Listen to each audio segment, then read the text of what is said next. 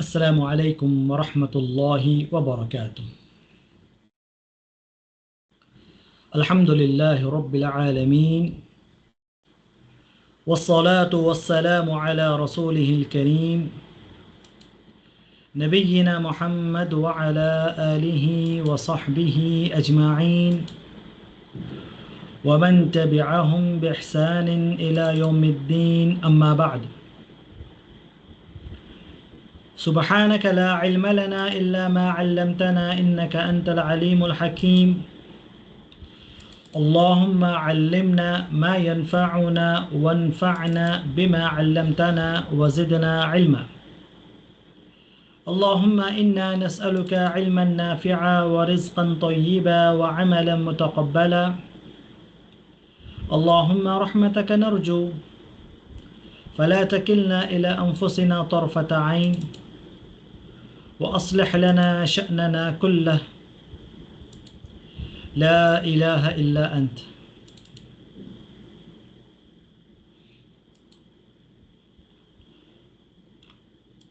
محترم مشارکین، آج ہم انشاءاللہ تعالی ایمان کے جو تقاضے ہیں ان تقاضوں میں سے ایک تقاضے کے متعلق پڑھنے جا رہے ہیں۔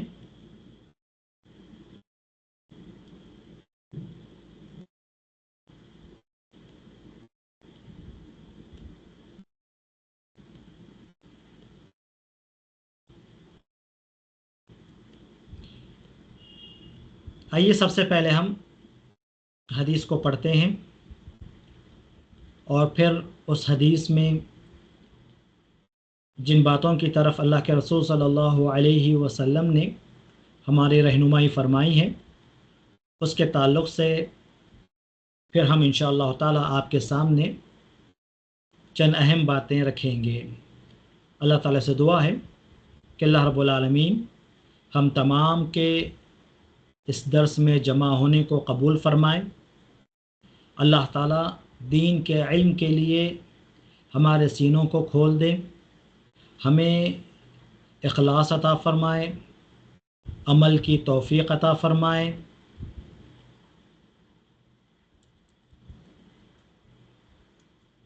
اور سنت رسول صلی اللہ علیہ وسلم سے جو محبت ہونی چاہیے اللہ تعالی ہمارے دلوں میں وہ محبت ڈال دے، اور ہمیں نبی کرم صلی اللہ علیہ وسلم کی ہر سنت کو اپنانے کی توفیق عطا فرمائے، آمین۔ مسلم بھائی کے لیے وہی پسند کرو جو اپنے لیے پسند کرتے ہو۔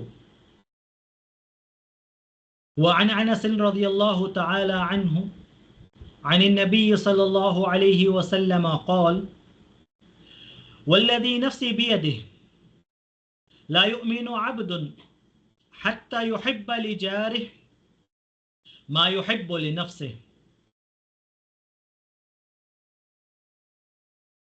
ابو حمزہ انس بن مالک رضی اللہ تعالی عنہ خادم رسول صلی اللہ علیہ وسلم فرماتے ہیں کہ اللہ کے رسول صلی اللہ علیہ وسلم نے ارشاد فرمایا،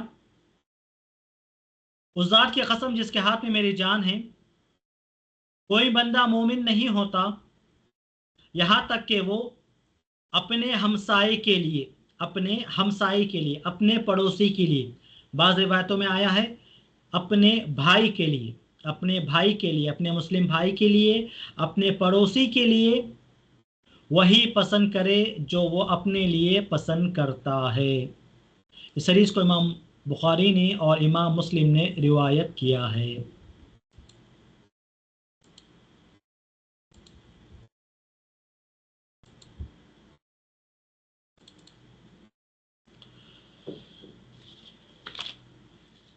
اس حدیث کے اندر ایمان کے تقاضوں میں سے ایک تقاضے کو بیان کیا جا رہا ہے، اور وہ یہ ہے کہ ہم اپنے مسلم بھائی کے لیے، ہم اپنے پڑوسی کے لیے، جیسا کہ بعض روایتوں میں ہے ہم اپنے مسلم بھائی کے لیے، اپنے پڑوسی کے لیے वही चीज़ पसंद करें जो हम अपने लिए पसंद करते हैं। इस हदीस के रावी हज़रत अनस बिन मालिक रज़ी अल्लाह ताला अन्हु है। अनस बिन मालिक रज़ी अल्लाह ताला अन्हु मशहूर सहाबी हैं, अल्लाह के रसूल सल्लल्लाहु अलैहि वसल्लम के खिदमत गुजार हैं। इनकी वालिदा उम्मे सुलैम रज़ी अल्लाह ताला अन्हा नबी करम सल्लल्लाहु अलैहि वसल्लम की खिदमत में हाजिर हुई और अनस बिन मालिक रज़ी अल्लाह ताला अन्हु को साथ ले आए और कहा, अल्लाह के रसूल सल्लल्लाहु अलैहि वसल्लम, ये अनस हैं, हम चाहते हैं या मैं चाहती हूँ कि ये आपकी खिदमत करने वाले बन जाएं, आपकी खिदमत करें। चुनांचे अल्लाह के रसूल सल्लल्लाहु अलैहि वसल्लम ने इस बात को कबूल फरमाया और अनस रज़ी अल्लाह ताला अन्हु नबी अकरम सल्लल्लाहु अलैहि वसल्लम की खिदमत के लिए गोया के मुंतखब हो गए और आपको अल्लाह रब्बुल आलमीन ने ये फ़जीलत बख्शी कि आप हमेशा अल्लाह के रसूल सल्लल्लाहु अलैहि वसल्लम की खिदमत में रहते और जो कुछ अल्लाह के रसूल सल्लल्लाहु अलैहि वसल्लम आपको हुक्म देते उन तमाम कामों को अनस रज़ी अल्लाह ताला अन्हु अंजाम देते, उन तमाम कामों को अनस रज़ी अल्लाह ताला अन्हु करते। अनस बिन मालिक रज़ी अल्लाह ताला अन्हु जब नबी सल्लल्लाहु अलैहि वसल्लम की खिदमत के लिए पेश किए गए, उनकी उम्र 10 साल थी और ये अंसारी सहाबी हैं, मदनी सहाबी हैं, मदीना के रहने वाले हैं। जब तक अल्लाह के रसूल सल्लल्लाहु अलैहि वसल्लम मदीना में थे, मुकम्मल 10 साल हज़रत अनस बिन मालिक रज़ी अल्लाह ताला अन्हु ने नबी सल्लल्लाहु अलैहि वसल्लम की खिदमत की है। वो खुद फरमाते हैं अपने बारे में कि जब मैं नबी अकरम सल्लल्लाहु अलैहि वसल्लम की खिदमत में हाजिर हुआ तो मेरी उम्र 10 साल थी और मैंने आप सल्लल्लाहु अलैहि वसल्लम की जो खिदमत की है वो 10 साल खिदमत की है और आप सल्लल्लाहु अलैहि वसल्लम के हमेशा साथ रहने की वजह से अल्लाह के रसूल सल्लल्लाहु अलैहि वसल्लम के उठने बैठने को, अल्लाह के रसूल सल्लल्लाहु अलैहि वसल्लम के खाने पीने को, अल्लाह के रसूल सल्लल्लाहु अलैहि वसल्लम के तमाम मामूलात को अनस रज़ी अल्लाह ताला अन्हु ने बड़े करीब से देखा है और आपने नबी सल्लल्लाहु अलैहि वसल्लम के मुतालिक बहुत सारे अहादीस को भी रिवायत किया है। अल-मुख्तिरून फिल हदीस जो सहाबा हैं, सहाबा में जो सबसे ज़्यादा अहादीस को रिवायत करने वाले हैं, जिनके ताल्लुक़ से हमने कहा कि वो 7 हैं और ये वो सहाबा हैं जिन्होंने 1000 से ज़ायद नबी अकरम सल्लल्लाहु अलैहि वसल्लम की अहादीस रिवायत की हैं। तो अनस रज़ी अल्लाह ताला अन्हु का शुमार भी इन्हीं सहाबा में से आता है जो बहुत ज़्यादा हदीसों को बयान करने वाले हैं और आपकी जो अहादीस है, अहादीस की तादाद बताई जो जाती है वो है 2286, 2286, 2286 हदीसें हज़रत अनस बिन मालिक रज़ी अल्लाह ताला अन्हु ने रिवायत की हैं।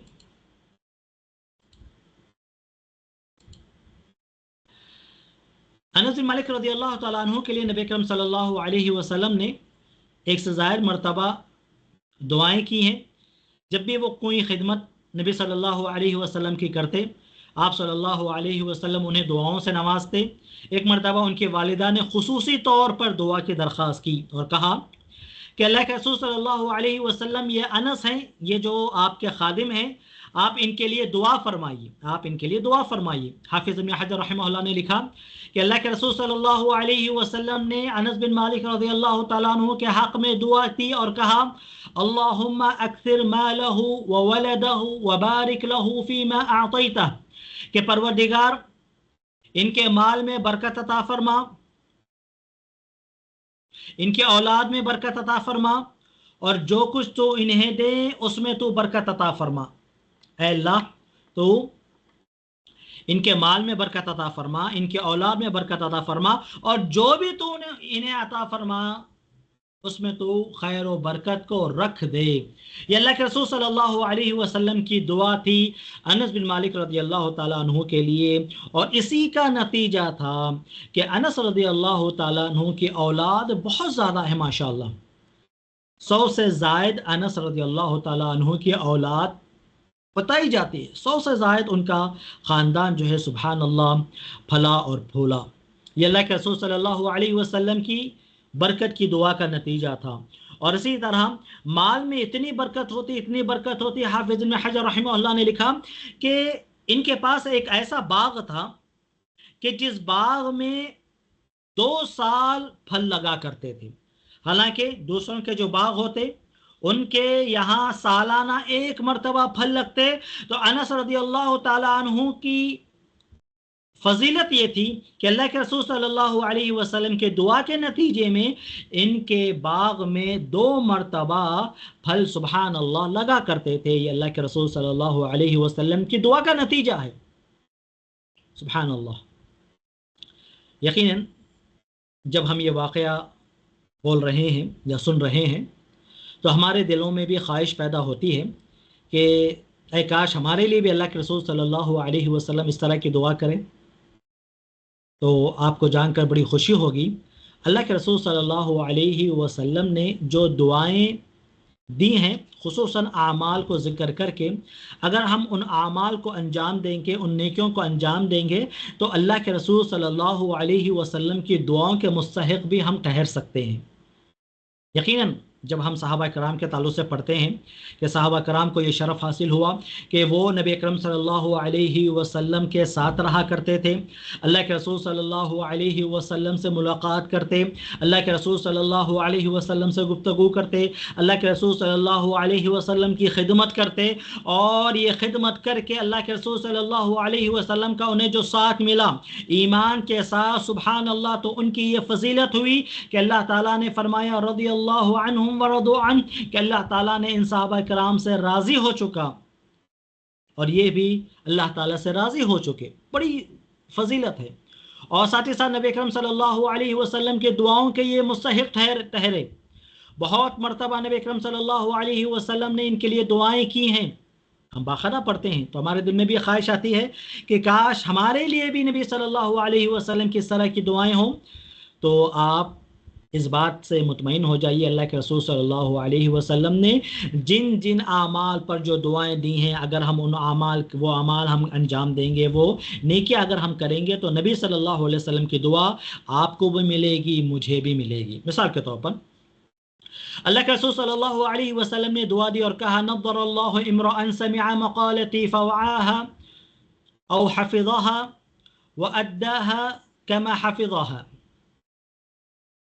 آپ صلی اللہ علیہ وسلم نے فضیلت سنائی حدیث پڑھنے والوں کے لیے، حدیث پڑھنے والوں کے لیے، حدیث کو یاد کرنے والوں کے لیے، حدیث کو بیان کرنے والوں کے تعلق سے آپ صلی اللہ علیہ وسلم نے فرمایا نضر اللہ امرأ، اللہ تعالیٰ ایسے شخص کو تر و تازہ رکھے، خوش و خرم رکھے، آباد و شاداب رکھے ایسے شخص کو جو میری حدیث کو سنتا ہے، اسے یاد کرتا ہے اور دوسروں تک اس حدیث کو پہنچا دیتا ہے۔ سبحان اللہ، یہ نبی صلی اللہ علیہ وسلم کی دعا ہے۔ ہم اور آپ اس کے مستحق بن سکتے ہیں۔ کب ہم اس کے مستحق بنیں گے؟ جب ہم حدیث رسول کو پڑھیں گے، پڑھائیں گے، اسے یاد کریں گے اور اسے لوگوں تک پہنچائیں گے۔ جب ہم یہ عمل انجام دیں گے تو ضرور نبی کریم صلی اللہ علیہ وسلم کی اس دعا کے میں اور آپ مستحق بن سکتے ہیں۔ اسی طرح بہت ساری دعائیں ہیں جو نبی صلی اللہ علیہ وسلم نے دی ہے۔ رحم اللہ امرأ صلی قبل العصر 4، اللہ تعالیٰ اس بندے پر رحم فرمائے، اس بندے پر رحم فرمائے جو عصر سے پہلے، عصر کی نماز سے پہلے 4 رکعت نفل پڑھتا ہے۔ یہ دعا ہے نبی صلی اللہ علیہ وسلم کی، اللہ اس بندے پر رحم فرمائے۔ رحمت کی یہ دعا جو نبی صلی اللہ علیہ وسلم کر رہے ہیں، یہ تا قیامت باقی ہے۔ جو بھی عصر سے پہلے 4 رکعت نفل نماز پڑھیں گے ان کے حق میں نبی صلی اللہ علیہ وسلم کی یہ دعا آئے گی کہ میں اور آپ نہیں چاہیں گے کہ اس طرح نبی صلی اللہ علیہ وسلم کی دعائیں ہمیں ملیں۔ اور ایک اور حدیث کے اندر اللہ کے رسول صلی اللہ علیہ وسلم نے فرمایا اللہ تعالیٰ رحم فرمائے اس عورت پر کہ اس بیوی پر جو رات میں तहज्जुद के मौके पर उठती है और जो है अपने शौहर को उठाती है। शौहर जब उठने के लिए तैयार नहीं होता तो उसके मुंह पे पानी के छींटे मारती है ताकि शौहर बेदार हो जाए और वो भी जो है बीवी के साथ तहज्जुद अदा करे। और फिर फरमाया अल्लाह ताला उस बंदे पर, उस शौहर पर रहम फरमाए जो तहज्जुद के मौके पर उठता है और जो है अपनी बीवी को उठाता है। बीवी के ना उठने पर वो पानी के छींटे बीवी पर मारता है ताकि जो है वो बेदार हो जाए, उठे और वो भी तहज्जुद की नमाज़ पढ़े। नबी सल्लल्लाहु अलैहि वसल्लम की दुआ है कि अल्लाह ताला ऐसे मियाँ बीवी पर रहम फरमाए। तो अगर हम ये चाहते हैं कि नबी करम सल्लल्लाहु अलैहि वसल्लम की ये दुआ आपको मिले, मुझे मिले, तो मैं और आप इन नेकियों को जमा करें जिन पर नबी सल्लल्लाहु अलैहि वसल्लम ने दुआएं दी हैं, और फिर उस पर जो है मैं और आप अमल करना चाहिए, मुझे और आपको उस पर अमल करना चाहिए। यकीनन नबी सल्लल्लाहु अलैहि वसल्लम की दुआओं के हम भी मुस्तहिक बन सकते हैं। तो अनस रज़ियल्लाहु ताला अन्हु को नबी सल्लल्लाहु अलैहि वसल्लम ने दुआ दी थी कि अल्लाह इनके माल में बरकत अता फरमाए। चुनांचे सारे लोगों के बागों में जो झाड़ थे, जो दरख्त थे, वो साल में अगर एक मरतबा फल देते तो अनस रज़ियल्लाहु ताला अन्हु के बाग में जो दरख्त थे वो साल में 2 मरतबा फल देते। इसी तरह इनकी औलाद बहुत ज़्यादा थी, सुबहान अल्लाह, इतनी ज़्यादा थी, बाज़ लोगों ने गिना कि इनकी वफ़ात से पहले इनका ख़ानदान 100 अफराद पर मुश्तमिल हो गया था, उतने बेटे बेटियाँ इनकी थी, सुबहान अल्लाह। और अल्लाह ताला ने इनकी उम्र में भी बरकत दी थी। बसरा में सबसे आखिरी में वफ़ात पाने वाले यही सहाबी हैं। बसरा में सबसे आखिरी में वफ़ात पाने वाले यही सहाबी हैं। 93 हिजरी में ये वफ़ात पाए, 93 हिजरी में ये वफ़ात पाए। और जब वो मदीना के अंदर यानी नबी सल्लल्लाहु अलैहि वसल्लम की खिदमत के लिए जब वो आए थे वो 10 साल, तो एक मानों में 100 साल से ज़ायद अल्हम्दुलिल्लाह आपको अल्लाह ताला ने उम्र अता फरमाई, और आपकी उम्र में अल्लाह ताला ने बरकत अता फरमाई, आपके माल में अल्लाह ताला ने बरकत अता फरमाई, और इसी तरह आपके इल्म में भी अल्लाह ताला ने बरकत अता फरमाई इस अंदाज से कि 2286 हदीसें आपने रिवायत की हैं। अनस रज़ियल्लाहु ताला अन्हु इस हदीस का रावी है, वो कहते हैं कि अल्लाह के रसूल सल्लल्लाहु अलैहि वसल्लम ने फरमाया ला युमिनु अहदुकुम, ये बाज़ रिवायत के अल्फाज हैं जो सही मुस्लिम के हैं, ठीक है। ला युमिनु अहदुकुम, तुम में से कोई शख्स उस वक्त तक मोमिन नहीं बन सकता, तुम में से कोई शख्स उस वक्त तक मोमिन नहीं बन सकता। या बाज़ रिवायतों के अंदर कसम के साथ अल्लाह के रसूल सल्लल्लाहु अलैहि वसल्लम ने फरमाया वल्लज़ी नफ्सी बियदिही ला युमिनु अब्दुन, कसम है उस ज़ात की जिसके हाथ में मेरी जान है, वो तुम कोई बंदा उस वक्त तक मोमिन नहीं हो सकता जब तक कि वो अपने पड़ोसी के लिए, अपने दूसरे मुस्लिम भाई के लिए या अपनी मुस्लिम बहन के लिए वो वही ना पसंद कर ले जो वो अपने लिए पसंद करता है। इस हदीस के अंदर सबसे पहला जो टुकड़ा है वो है वल्लज़ी नफ्सी बियदिही ला युमिनु अब्दुन, या फिर ला युमिनु अहदुकुम, तुम में से कोई उस वक्त तक मोमिन नहीं बन सकता। इसका माना क्या है? इसका माना है तुम में से कोई शख्स उस वक्त तक कामिल मोमिन नहीं बन सकता, तुम में से कोई शख्स उस वक्त तक कामिल मोमिन नहीं बन सकता जब तक कि वो अपने दूसरे मुस्लिम भाई के लिए, दूसरी मुस्लिम बहन के लिए वही पसंद ना करे जो वो ख़ुद अपने लिए पसंद करता है। जब तक ऐसा मामला नहीं है कि मैं जो अपने लिए पसंद करता हूँ वही मैं मेरे भाई के लिए पसंद ना करूँ, तो फिर कामिल मोमिन मैं नहीं बन सकता। आप कामिल मोमिन उस वक्त तक नहीं बन सकते जब तक कि आप अपने भाई के लिए, अपने बहन के लिए वही पसंद करें जो आप अपने लिए पसंद करते हैं। ख़ुद के लिए जो पसंद करते हैं वही चीज़ें हम अपने मुस्लिम भाई और बहनों के लिए पसंद करें। ये हमारे ईमान का तकाजा है।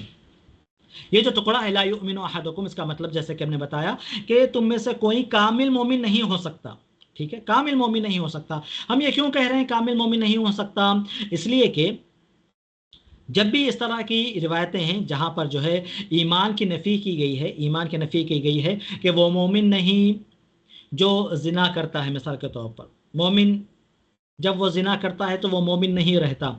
ला यज़नी ज़ानी हिना यज़नी व हुवा मुमिन, जैसा कि हदीसों में है।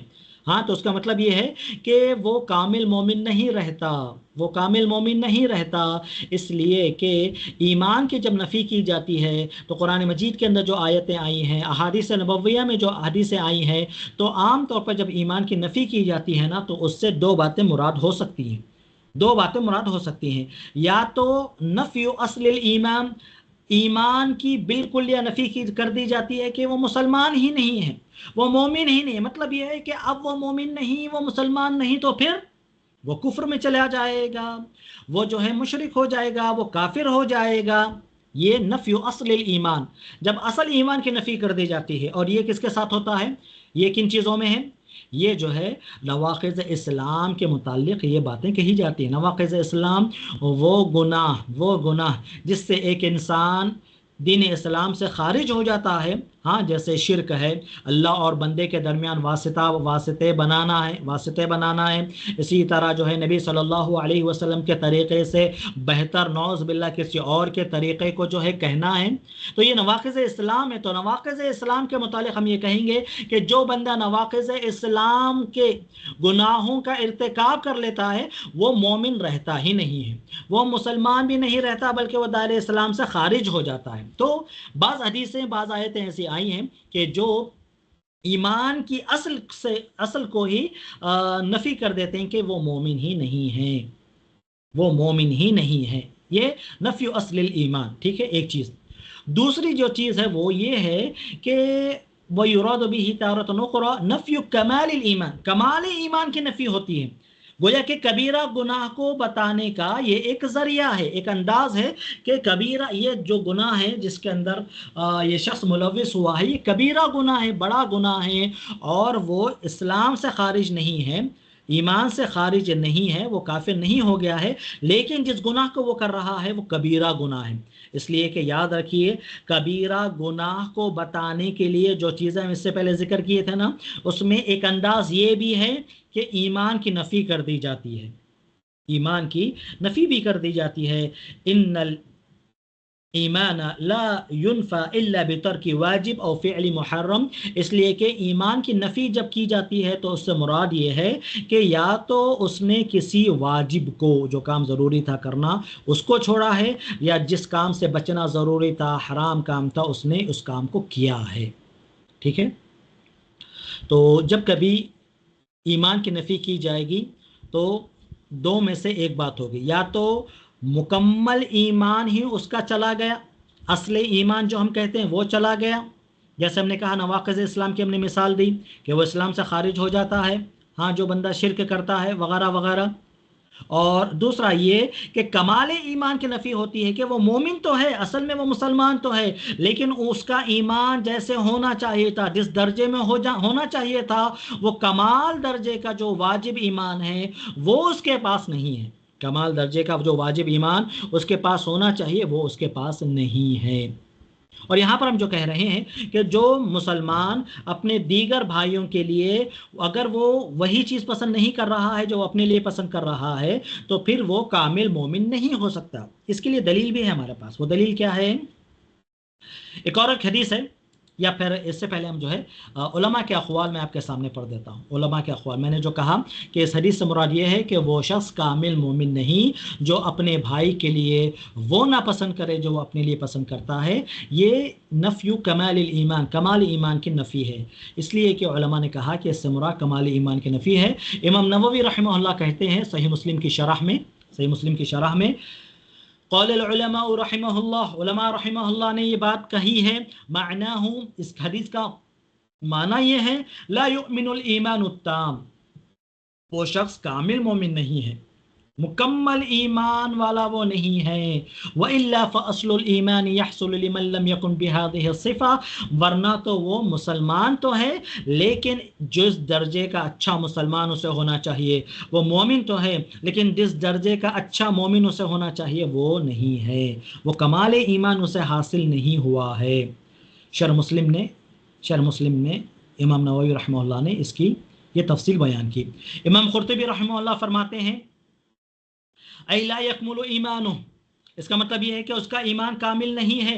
اِذْ مَنْ يَغُشُّ الْمُسْلِمِ وَلَا يَنْصَحُهُ مرتکب کبیرہ، اس لیے کہ جو شخص مسلمان کو دھوکہ دیتا ہے اور اس کے لیے وہ پسند نہیں کرتا جو وہ اپنے لیے پسند کرتا ہے، تو یہ کبیرہ گناہ کا ارتکاب کرنے والا ہے۔ وَلَا يَكُونُ كَافِرًا، وہ کافر نہیں ہو جائے گا، جیسے کہ ہم نے اس سے پہلے 1 سے 2 مرتبہ بیان کر دیا ہے۔ تو مطلب یہ ہوا کہ یہاں پر جس ایمان کی نفی کی جا رہی ہے کہ وہ مومن نہیں، مطلب یہ ہے کہ وہ کامل مومن نہیں ہے، وہ کامل مومن نہیں ہے۔ اس کے لیے دلیل ہم نے جو بیان کرنا جو ہم جا رہے تھے وہ ابن حبان کی حدیث ہے صحیح الترغیب میں شیخ البانی نے اس حدیث کو صحیح قرار دیا. وہ کہتے ہیں حدیث اس طرح ہے، لا یبلغ عبد حقیقت الایمان، وہ بندہ ایمان کی حقیقت کو نہیں پائے گا، وہ بندہ ایمان کی حقیقت کو نہیں پائے گا، حتی یحب للناس ما یحب لنفسه من الخیر، جب تک کہ وہ لوگوں کے لیے وہی خیر پسند کرنے نہ لگ جائے جو وہ اپنے لیے پسند کرتا ہے. وہ بندہ ایمان کی حقیقت کو نہیں پہنچے گا، باقاعدہ ایمان کی حقیقت کو نہیں پہنچے گا، وہ مومن ہی نہیں ہے، ایسے انداز یہاں پر استعمال نہیں ہے، بلکہ کیا ہے کہ وہ ایمان کی حقیقت کو نہیں پہنچے گا، کمال درجے کا ایمان اس کا نہیں ہے جو لوگوں کے لیے وہ ناپسند کرے جو وہ اپنے لیے پسند کرتا ہے. ٹھیک ہے، اور ایسا مت سمجھیے کہ یہاں پر اب کمال ایمان کی بات ہو رہی ہے تو یہ جو میں دوسرے بھائی کے لیے جو اپنے لیے جو پسند کر رہا ہوں وہ اس کے لیے وہ نہیں پسند کر رہا، تو اس کا مطلب یہ ہے کہ یہ چیز معمولی ہے، نہیں، بلکہ یہ کبیرہ گناہ ہیں، کبیرہ گناہ ہیں. اس لیے کہ حافظ ابن رجب رحمہ اللہ فرماتے ہیں یہاں پر کمال ایمان کی جو نفی کی جا رہی ہے کہ وہ کامل مومن نہیں، ای الکمال الواجب، واجب درجے کا جتنا ایمان ہونا نا وہ ایمان بھی اس بندے کے پاس نہیں ہے. اگر ہم اپنے بھائی کے لیے وہ پسند نہ کریں جو ہم اپنے لیے پسند کرتے ہیں تو پھر جو واجب درجے کا، جو کمال درجے کا، جو واجب درجے کا جو ہونا نا ایمان وہ اس کے پاس نہیں ہے. فَمَن لَّمْ يُحِبَّ لِأَخِيهِ مَا يُحِبُّ لِنَفْسِهِ، پر جو شخص اپنے بھائی کے لیے وہ پسند نہیں کرتا ہے جو وہ اپنے لیے پسند کرتا ہے، كَانَ مُقَصِّرًا بِمَا يَجِبُ عَلَيْهِ مِنَ الْإِيمَانِ، تو وہ گویا کہ تقصیر کر رہا ہے، وہ گویا کہ گنہگار ہے. ایمان جتنا واجب تھا نا اس کو رکھنا اپنے پاس اتنا ایمان اس کے پاس نہیں ہے. مرتکبا شیئا محرما، اور وہ حرام چیز کا ارتکاب کرنے والا ہے، حرام گناہ کا وہ مرتکب ہو رہا ہے. یستحق علیہ العقاب، اس پر اسے سزا ملے گی. اللہ اکبر، اس پر اسے سزا ملے گی. تو مطلب یہ ہے کہ یہ جو بات یہاں پر بتائی جا رہی ہے وہ یہ ہے کہ وہ کمال درجے کا جو مومن نہیں ہے، تو کمال درجے کے اندر بھی جو واجب درجہ ہے نا، واجب اتنا تو ایمان ہونا چاہیے، وہ نہیں ہے اس بندے کے پاس جو دوسروں کے لیے وہ ناپسند کریں جو وہ خود اپنے لیے پسند کرتا ہے. ٹھیک ہے، تو یہاں پر جو ایمان کی نفی کی جا رہی ہے وہ کون سا ایمان ہے؟ کمال ایمان، کامل درجے. اس لیے کہ بہت سارے لوگ اس مسئلے کے اندر گمراہ ہو گئے، اس انداز سے گمراہ ہو گئے کہ وہ چھوٹے چھوٹے گناہوں پر لوگوں کو اسلام سے باہر نکالنے لگے، چھوٹے چھوٹے گناہوں پر اسلام سے باہر نکالنے لگے. اور ہمارا کیا عقیدہ ہے کبیرہ گناہ کے تعلق سے؟ اس سے پہلے بھی بات بتائی گئی تھی. کبیرہ گناہ کے تعلق سے ہمارا عقیدہ یہ ہے، کبیرہ گناہ کے تعلق سے ہمارا عقیدہ یہ ہے کہ وہ بندہ مومن تو رہتا ہے لیکن گنہگار رہے گا، وہ گنہگار مومن ہوگا، وہ گنہگار مومن ہوگا، اور آخرت کے دن وہ اللہ تعالیٰ کی مرضی کے تحت رہے گا. اللہ تعالیٰ اگر اسے معاف کر دے تو پھر وہ جنت میں جائے گا، اللہ تعالیٰ اگر معاف نہ کرے تو اپنی جہنم میں اسے ڈال دیا جائے گا، سزا بھگتے گا، اپنے اس کبیرہ گناہ کی سزا وہ بھگتے گا، اور اس کے بعد چونکہ وہ مومن تو تھا، مسلمان تو تھا، اس کے بعد اسے جنت میں داخل کیا جائے گا. ہاں، خوارج کہتے ہیں کہ جو کوئی بھی گناہ سرزد ہو گیا کسی مسلمان سے، اسے اسلام سے وہ خارج کر دیتے ہیں. کبیرہ گناہ کسی سے اگر ہو گیا تو اسلام سے خارج. ہم کہتے ہیں اسلام سے خارج نہیں ہے لیکن وہ بڑا گناہ اس نے ارتکاب کیا ہے، اس کے ایمان میں کمی آئی ہے، اسے توبہ کرنا چاہیے، اس گناہ کو اسے چھوڑ دینا چاہیے، اس گناہ سے اسے توبہ کرنا چاہیے، اسے چھوڑ دینا چاہیے. لیکن اگر وہ اسی کبیرہ گناہ پر وفات پا گیا تو اللہ تعالیٰ کی مشیت کے تحت، مرضی کے تحت رہے گا. اللہ نے معاف کیا تو جنت میں جائے گا، نہیں تو سزا بھگتے گا پہلے، اس کے بعد جنت میں جائے گا، اصل ایمان کی وجہ سے، کیونکہ وہ مسلمان ہی ہے.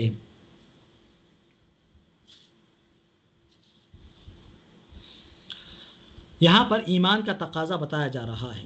ایمان کا بہت سارے جو تقاضے ہیں نا، اس میں ایک تقاضا یہ بھی ہے جو یہاں بتایا جا رہا ہے، وہ یہ کہ میں اپنے مسلم بھائی کے لیے اور اگر خواتین ہیں تو خواتین اپنی دوسری مسلم خواتین کے لیے، اپنی دوسری بہنوں کے لیے، مسلمان اپنے دوسرے مسلمان بھائیوں کے لیے، اور خواتین اپنی دوسری مسلمان خواتین کے لیے، بہنوں کے لیے وہی چیز پسند کرنا چاہیے جو وہ اپنے لیے پسند کر رہے ہیں. جو اپنے لیے جو چیز پسند کر رہے ہیں وہی دوسرے مومن بھائیوں اور بہنوں کے لیے پسند کرنا چاہیے. یہ ہمارے ایمان کا تقاضا ہے، یہ اخوت ایمانی کا تقاضا ہے. اس لیے کہ اللہ تعالیٰ نے فرمایا انما المؤمنون اخوہ، انما المؤمنون اخوہ، کہ تمام اہل ایمان ایک دوسرے کے کیا ہیں؟ بھائی ہیں. مسلم مرد اور مسلم جو مرد ہیں وہ آپس میں ایک دوسرے کے بھائی ہیں، اور مسلم خواتین آپس میں ایک دوسرے کی بہنیں ہیں. یہ اخوت ایمانی ہیں، ان کے درمیان جو رشتہ ہے وہ اخوت ایمانی کا ہے، ایمانی بھائی چارگی کا یہ جو ہے رشتہ ہے.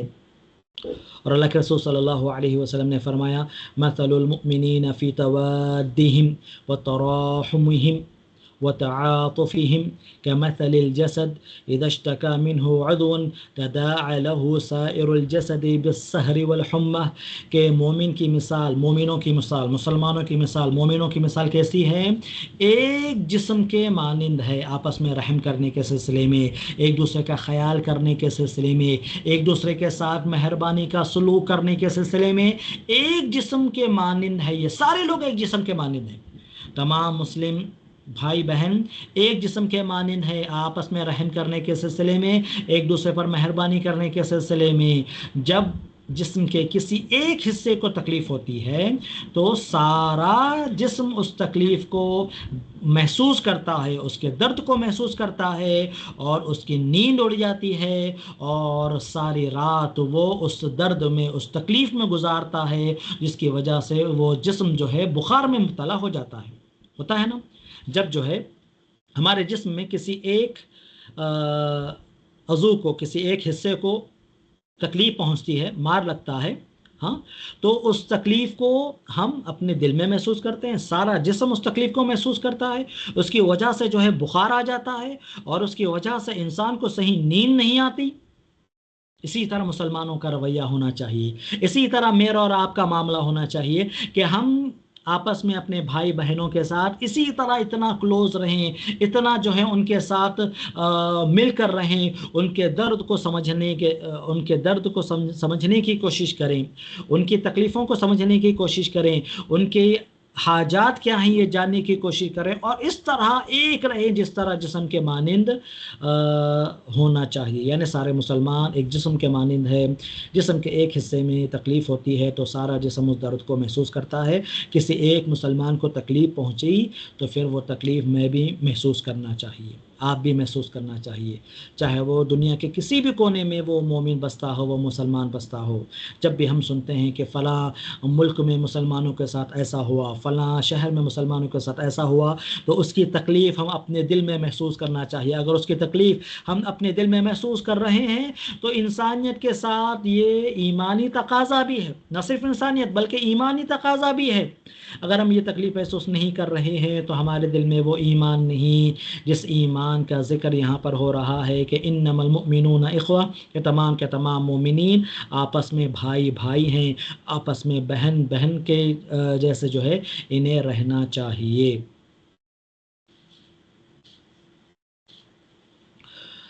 جب ہم قرآن مجید کو پڑھتے ہیں نا تو ایک بہترین انداز اللہ رب العالمین نے استعمال کیا ہے کسی گناہ سے روکنے کے لیے، آپس میں ایک دوسرے پر ظلم نہیں کرنے کے لیے. جو انداز اللہ رب العالمین نے اپنایا ہے سبحان اللہ بہترین انداز ہے. مثال کے طور پر اللہ تعالیٰ نے فرمایا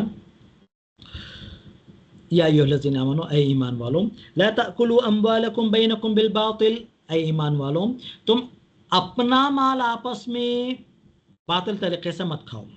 سورہ نساء آیت نمبر 29 ہے. اے ایمان والو تم اپنا مال باطل طریقے سے مت کھاؤ. اپنا مال گویا کہ تمہارے بھائی کا جو مال ہے جسے تم ناحق کھا رہے ہو، گویا کہ تم اپنا مال گویا کہ ضائع کر رہے ہو. گویا کہ تم اپنا مال ضائع کر رہے ہو. تمہیں جس طرح تم اپنے مال کی حفاظت کرتے ہو، جس طرح تم اپنے مال کی حفاظت کرتے ہو اور چاہتے ہو کہ تمہارا مال محفوظ رہے، کوئی اس پر ناحق قبضہ نہ کرے، کوئی اسے ناحق نہ کھائے، تو پھر تمہیں بھی چاہیے کہ تم اپنے بھائی کے مال کے تعلق سے وہی جذبہ رکھو کہ اس کا مال بھی محفوظ رہے، اس کا مال بھی کوئی ناحق نہ کھائے، اس کے مال پر کوئی ڈاکہ نہ ڈالے. دوسرے بھائی کے تعلق سے بھی تمہاری یہی بات ہونی چاہیے، یہی تمہارا جذبہ ہونا چاہیے. جس طرح تم اپنے مال کے تعلق سے سوچتے ہو، ویسے ہی دوسرے بھائیوں کے تعلق سے، ان کے مالوں کے تعلق سے تمہارا وہی جذبہ ہونا چاہیے. کیا انداز ہے سبحان اللہ قرآن کا کہ لا تأکلوا اموالکم بینکم بالباطل، آپس میں تم ایک دوسرے کے مال کو باطل طریقے سے مت کھاؤ. اپنے مال کو تو اپنا مال، گویا کہ دوسروں کا مال، جس طرح یہ بتایا جا رہا ہے کہ جس طرح تم اپنے مال کی حفاظت کرتے ہو، دوسروں کے مال کی بھی ویسے ہی حفاظت تم جو ہے کرنا چاہیے. اسی طرح سورہ نور آیت نمبر 12 میں اللہ تعالیٰ نے یہ بات ارشاد فرمائی، لولا اذ سمعتموہ ظن المؤمنون والمؤمنات بانفسہم خیرا. جب ام المؤمنین عفیفہ کائنات ام المؤمنین سیدہ عائشہ رضی اللہ تعالیٰ عنہ، صدیقہ بنت صدیق حبیبۃ الحبیب رضی اللہ تعالیٰ عنہ پر تہمت لگائی گئی، تو اللہ تعالیٰ نے کہا کہ جب کبھی اس طرح کسی ایک مسلمان پر تہمت لگائی جاتی ہے یا تہمت کی بات ہوتی ہے تو فوراً میں کیا سوچنا چاہیے؟ اگر مجھے معلوم ہوا کہ فلاں شخص پر تہمت لگائی جا رہی ہے، فلاں عورت پر تہمت لگائی جا رہی ہے اور وہ مسلمان ہے، تو مجھے ایسا محسوس ہونا چاہیے کہ گویا کہ مجھ پر جو ہے گویا کہ وہ تہمت لگائی جا رہی ہے. اللہ تعالیٰ نے کہا لولا اذ سمعتموہ، جب تم نے اس تہمت کو سنا جو ام المومنین عفیفہ کائنات رضی اللہ تعالیٰ عنہ پر لگائی گئی، عائشہ رضی اللہ تعالیٰ عنہ پر، تو تم نے ایسا ظن المؤمنون والمؤمنات بانفسہم خیرا، تم اپنے بارے میں تم نے خیر کیوں نہیں سوچا؟ اپنے بارے میں تم نے اچھا کیوں نہیں سوچا اپنے بارے میں؟ حالانکہ یہ معاملہ تو ام المومنین کے بارے میں ہے، یہ معاملہ تو ام المومنین کے بارے میں ہے، لیکن اللہ تعالیٰ کہہ رہا ہے کہ تم اپنے بارے میں تم حسن ظن کیوں نہیں رکھے؟ یعنی جس طرح میں اپنے بارے میں حسن ظن رکھتا ہوں کہ لوگ میری عزت کی حفاظت کریں، لوگ مجھے برا بھلا نہ کہیں، لوگ میرے بارے میں غیر ضروری باتیں نہ کریں، میرے اوپر لوگ انگلی نہ اٹھائیں، جیسا میں چاہتا ہوں اسی انداز سے دیگر مسلم بھائیوں اور بہنوں کے تعلق سے میرا رویہ ہونا چاہیے. اور جب کسی مومن بھائی پر انگلی اٹھ رہی ہے، کسی مومن بہن پر انگلی اٹھ رہی ہے، گویا کہ میں ایسا محسوس کروں گا گویا کہ وہ انگلی مجھ پر اٹھ رہی ہے، تو فوراً جو ہے مومنوں کو کہنا چاہیے کہ جیسا کہ اللہ تعالیٰ نے کہا وَقَالُوا هَذَا إِفْكٌ مُبِينٌ، انہیں کہنا چاہیے تھا کہ یہ تو بہتان ہے، یہ تو کھلا ہوا بہتان ہے، یہ بات درست بات نہیں ہے. تو یہ انداز ہونا چاہیے، یہ انداز اہل ایمان کا ہونا چاہیے. اور اللہ تعالیٰ نے کیسے بات بیان فرمائی کہ تم نے اپنے بارے میں اچھا گمان کیوں نہیں کیا؟ تو یہاں پر تو معاملہ دوسروں کے بارے میں تھا. تو مطلب یہ ہے کہ جس طرح تم اپنے بارے میں اچھا گمان کرنے کے تم پابند ہو، اور فطری چیز ہے، ہم سب اپنے بارے میں ہمیشہ اچھا ہی سوچتے، تو یہ چیز ہم مسلم بھائیوں اور بہنوں کے تعلق سے بھی ہونا چاہیے. ان کے بارے میں بھی ہم ہمیشہ اچھا سوچیں، ان کے بارے میں بھی ہم ہمیشہ بھلا سوچیں. یہ ہمارے ایمان کا تقاضا ہے، اور یہ ایمان کا جو تقاضا ہے واجبی تقاضا ہے. ایسا نہیں ہے کہ ایسا ہے تو ہے، نہیں تو کوئی بات نہیں، واجبی تقاضا ہے. اگر ہم ایسا نہیں سوچتے ہیں، اس پر اگر ہم عمل نہیں کرتے ہیں تو ہم گنہگار ہیں. جیسا کہ حافظ ابن رجب حنبلی رحمہ اللہ نے کہا یستحق علیہ العقاب، اگر وہ ایسا ایمان نہیں رکھ رہا ہے، دوسرے مسلم بھائیوں کے بارے میں، بہنوں کے بارے میں وہ اچھا نہیں سوچ رہا ہے، جس طرح وہ اپنے بارے میں اچھا سوچتا ہے، اچھی چیزوں کو وہ چاہتا ہے، تو پھر وہ عقاب کا، سزا کا مستحق ہے، وہ کبیرہ گناہ کا مرتکب ہو رہا ہے. سبحان اللہ. تو مجھے اور آپ کو چاہیے، یہ ہمارے ایمان کا تقاضا ہے کہ جو میں اپنے لیے پسند کروں، اپنے مومن بھائی کے لیے، مسلم بھائی کے لیے میں وہی پسند کروں، اور میں جو اپنے لیے پسند نہیں کرتا وہ دوسروں کے لیے بھی میں پسند نہ کروں، ایک نوجوان اللہ کے رسول صلی اللہ علیہ وسلم کی خدمت میں آیا، مسند احمد کی حدیث ہے، اور اس نے کہا کہ اللہ کے رسول صلی اللہ علیہ وسلم میں مسلمان ہونا چاہتا ہوں، البتہ آپ مجھے زنا کی اجازت دیجیے. اللہ اکبر، اللہ اکبر. میں مسلمان تو ہو جا رہا ہوں، البتہ آپ مجھے زنا کی اجازت دیجیے. زنا اسلام کے اندر حرام ہے، بے شرمی کی انتہا ہے. زنا اسلام کے اندر حرام ہے، یہ بے شرمی کی انتہا ہے، اور اس سے کبیرہ گناہ بتایا گیا ہے، اور اس کے لیے سخت عذاب ہے، سخت وعیدیں ہیں. اور اگر جو ہے کسی کے تعلق سے زنا ثابت ہو جاتا ہے تو اس کے اوپر سزا بھی مقرر کی گئی ہے. اسے کوڑے مارے جائیں گے، اسے 100 کوڑے مارے جائیں گے، اگر وہ شادی شدہ ہے تو پتھروں سے مار مار کر اسے سنسار کر دیا جائے گا۔ کتنا عظیم یہ گناہ ہے، کتنی بڑی یہ بھیانک سزائیں ہیں۔ اس نے کہا کہ مجھے زنا کی اجازت دیجیے۔ اگر ہم اور آپ ہوتے تو فوراً اس سے کہتے جاؤ، تمہارے اسلام کی ضرورت نہیں ہے، نکل جاؤ یہاں سے، تمہارے مسلمان ہونے کی ضرورت نہیں، نکل جاؤ۔ نبی صلی اللہ علیہ وسلم نے اسے سمجھایا اور کہا کہ کیا تم یہ اپنی ماں کے لیے پسند کرتے ہو کہ کوئی اس کے ساتھ زنا کرے، نعوذ باللہ؟ اس نے کہا کہ نہیں۔ نبی صلی اللہ علیہ وسلم نے فرمایا کہ دوسرے لوگ بھی اپنی ماؤں کے تعلق سے زنا کو ناپسند کرتے ہیں۔ آپ صلی اللہ علیہ وسلم نے پوچھا کیا تم یہ اپنی بہن کے لیے پسند کرتے ہو؟ اس نے کہا نہیں۔ نبی صلی اللہ علیہ وسلم نے کہا دوسرے لوگ بھی اپنے بہنوں کے لیے یہ پسند نہیں کرتے۔ کیا تم یہ اپنی بیٹی کے لیے پسند کرتے ہو؟ اس نے کہا نہیں۔ نبی صلی اللہ علیہ وسلم نے فرمایا دوسرے لوگ بھی اپنی بیٹیوں کے لیے زنا یہ پسند نہیں کرتے۔ کیا تم اپنی پھوپھی کے لیے، کیا تم اپنی خالہ کے لیے یہ چیز پسند کرتے ہو؟ اس نے کہا کہ نہیں اللہ کے رسول صلی اللہ علیہ وسلم۔ آپ صلی اللہ علیہ وسلم فرمایا دوسرے لوگ بھی اپنی خالوں کے لیے، اپنی پھوپھیوں کے لیے یہ چیز پسند نہیں کرتے۔ تو جس طرح تم اپنی ماں کے تعلق سے، اپنی بہن کے تعلق سے، اپنی بیٹی کے تعلق سے، اپنی پھوپھی کے تعلق سے، اور اسی طرح اپنی خالہ کے تعلق سے تمہیں یہ چیز ناپسند ہے کہ زنا ہو ان کے ساتھ، نعوذ باللہ، تو پھر یہ چیز دوسرے لوگوں کے تعلق سے بھی تمہیں سوچنا چاہیے کہ جن سے تم زنا کرو گے، نعوذ باللہ، تو وہ بھی کسی کی ماں ہوگی یا بیٹی ہوگی یا بہن ہوگی، اسی طرح کسی کی پھوپھی یا کسی کی خالہ ہوگی۔ تو مطلب یہ ہے کہ جس طرح یہ ہمارے ایمان کا تقاضا ہے کہ ہم جو ہے دوسرے لوگوں کے لیے وہی چیز پسند کریں جو ہم اپنے لیے پسند کرتے ہیں، اور جو ہم اپنے لیے ناپسند کرتے ہیں دوسروں کے لیے بھی ناپسند کریں۔ ہم یہ ناپسند کرتے ہیں کہ لوگ ہمارے بارے میں برا بھلا بولے، ہم ناپسند کرتے ہیں۔ کوئی ہمارے بارے میں گالی گلوچ دے، ہم ناپسند کرتے ہیں۔ کوئی ہمارے بارے میں غیبت کرے، بہتان لگائے، ہاں ہمارے پیٹھ پیچھے، ہمارے اوپر ہنسے، ہم یہ ناپسند کرتے ہیں۔ تو یہی چیز ہم مسلم بھائیوں اور بہنوں کے لیے بھی اسی طرح ناپسند کرنا چاہیے۔ اور جو چیز ہم اپنے لیے پسند کرتے ہیں کہ ہم اللہ تعالیٰ ہمیں ترقی دے، ہمارے مال میں برکت دے، ہمارے کاروبار میں برکت دے، ہمارے گھر میں سکون چین عطا فرمائے، ہاں ہمارے ہمارے بہنوں بھائیوں میں، بیٹیوں میں، بچوں میں اللہ تعالیٰ محبت، یہ ساری چیزیں جو ہم اچھائی چاہ رہے ہیں، تو یہی چیز مسلم بھائیوں اور بہنوں کے لیے بھی مجھے اور آپ کو چاہنا چاہیے۔ یہ ہمارے ایمان کا تقاضا ہے، یہ ہمارے ایمان کا تقاضا ہے۔ دوسروں کے لیے وہی چیز پسند کرو جو تم اپنے لیے پسند کر رہے ہو۔ تو چیزوں کے تعلق سے دو چیزیں ہیں، ایک تو دین، اس سے ایک چیز، بعض چیزوں کا تعلق دین سے ہے جو ہم پسند کر رہے ہیں، اور بعض کا تعلق دنیا سے ہے۔ دین کے اندر صرف اور صرف خیر ہی خیر ہے۔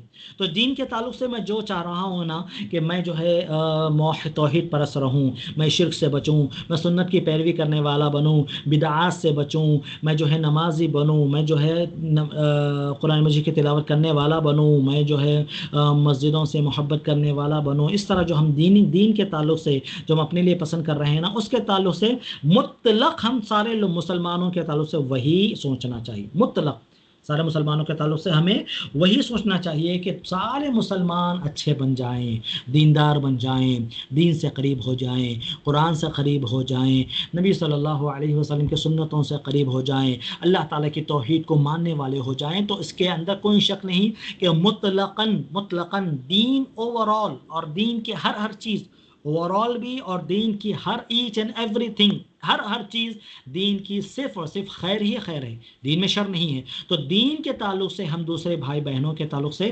مطلق ہم جو ہے یہ پسند کریں گے اور یہ چاہیں گے کہ جو اپنے لیے ہم چاہتے ہیں وہی ان کے لیے چاہیں، اس لیے کہ دین کے اندر صرف اور صرف خیر ہی خیر ہے۔ البتہ دنیا کے معاملے میں تھوڑا سا الگ ہو سکتا ہے کہ نہیں؟ دنیا کے معاملے میں تھوڑا الگ ہو سکتا ہے۔ وہ کیسے؟ ایک چیز میرے لیے اچھی ہو سکتی ہے تو وہ چیز دوسرے کے لیے اچھی ہو ضروری نہیں ہے، ضروری نہیں ہے۔ ایک چیز میرے لیے اچھی ہو تو وہ چیز دوسرے کے لیے بھی اچھی ہو، ایسا ضروری نہیں ہوتا ہے۔ مثال کے طور پر صحیح مسلم کی حدیث ہے، ابو ذر رضی اللہ تعالیٰ عنہ سے نبی اکرم صلی اللہ علیہ وسلم نے یہ فرمایا، یا ابا ذر انی اراک ضعیفا، اے ابو ذر میں تمہیں کمزور پا رہا ہوں، وانی احب لک ما احب لنفسی، دیکھو میں تمہارے لیے وہی پسند کرتا ہوں جو میں میرے لیے پسند کرتا ہوں۔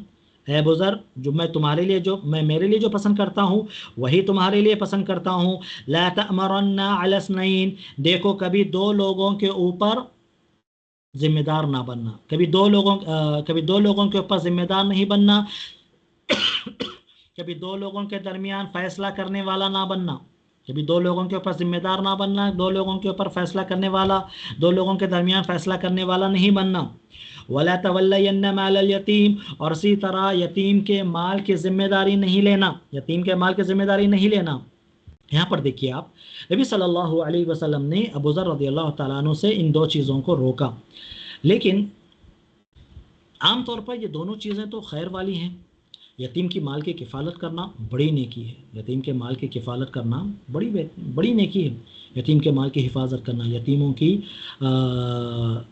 کفالت کرنا، ان کا ٹیک کیئر کرنا بڑی نیکی. نبی صلی اللہ علیہ وسلم نے فرمایا کہ انا وکافل الیتیم ہاتین کہاتین، کہ میں اور جو ہے یتیم کی کفالت کرنے والا، یتیم کی ٹیک کیئر کرنے والا، نگرانی کرنے والا اسی طرح ہوں گے. اور آپ صلی اللہ علیہ وسلم نے اپنے دونوں انگلیوں کو جمع کر کے بتایا، بڑی نیکی ہے. لیکن یہاں پر اور اسی طرح دو لوگوں کے درمیان صلح کرانا بڑی نیکی ہے، اصلاح ذات البین بڑی نیکی ہے. لیکن جب ہمارے اندر وہ صلاحیت نہیں ہے کہ ہم یتیم کے مال کا صحیح جو ہے حساب نہیں رکھ پاتے، یتیم کے مال کی صحیح ہم نگرانی نہیں کر پاتے، ہاں ٹیک کے صحیح نہیں کر پاتے، تو پھر ہمیں چاہیے کہ اس سے دور رہیں، وہ ذمہ داری ہم نہ لیں. اسی طرح دو لوگوں کے درمیان ہم صحیح فیصلہ نہیں کر پاتے تو ہم فیصلہ کرنے والے نہ بنیں. تو نبی صلی اللہ علیہ وسلم نے ان دو چیزوں سے ابو ذر رضی اللہ تعالیٰ عنہ کو منع کر دیا. وہ اس لیے کہ ابو ذر رضی اللہ تعالیٰ عنہ کے اندر وہ صلاحیتیں نہیں تھی، اور کہا انی احب لک ما احب لنفسی، میں تمہارے لیے وہی چیز پسند کرتا ہوں جو میرے لیے پسند کرتا ہوں.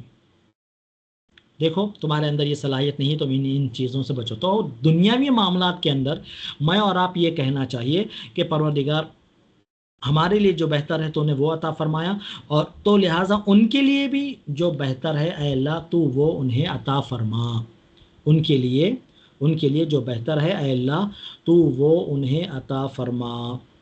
یہ جو ہے باقاعدہ طور پر دعا کرنی چاہیے. دین کے اندر تو پورا اوور آل جو ہے سب خیر ہی خیر ہے. دنیاوی اعتبار سے پتہ نہیں میرے لیے جو اچھا ہے اس کے لیے اچھا ہے کہ نہیں، تو میں کیا دعا کروں گا میرے مسلم بھائی کے لیے، بہن کے لیے، کہ اے اللہ جو ان کے لیے بہتر ہے اے اللہ تو وہ چیز انہیں عطا فرما، جو ان کے لیے بہتر ہے اے اللہ تو وہ انہیں عطا فرما. یہ مجھے دعا کرنی چاہیے. اس لیے کہ کسی بعض کے لیے کوئی دنیاوی چیز اچھی ہو سکتی ہے تو کسی کے لیے وہ بری بھی ہو سکتی ہے. اور یاد رکھیں، اور یہ جذبہ صحابہ کے درمیان بہت زیادہ تھا، سبحان اللہ. دوسروں کے لیے بھلائی چاہنا، دوسروں کے لیے خیر چاہنا، صحابہ کے درمیان یہ درجہ بالکل یہ چیز اتم درجے میں جو ہے تھی. بہت زیادہ وہ دوسروں کا خیال کرتے تھے، اپنے مسلم بھائیوں کا، اپنی مسلم بہنوں کا بہت زیادہ وہ لوگ خیال کرتے تھے.